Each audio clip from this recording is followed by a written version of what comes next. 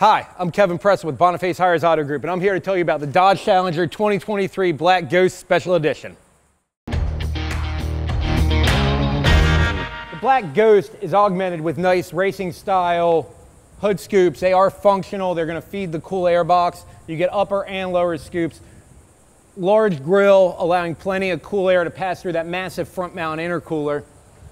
The hood, everything is held down by functional hood pins with a nice black base plate.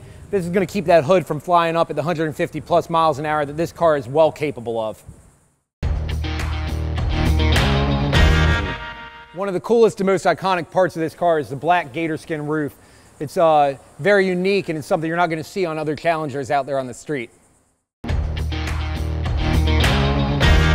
designers started out with your standard run-of-the-mill SRT Hellcat Red Eye, complete with the wide body kit, allowing those 11-inch wheels and nearly 12 inches of tire to fit underneath, giving you a proper contact patch to get that power down to the ground.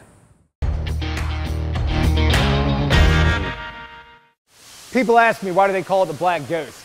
Well, back in the early 70s, the muscle car racing era was at its peak, and there was nowhere it was more at its peak at than in Detroit.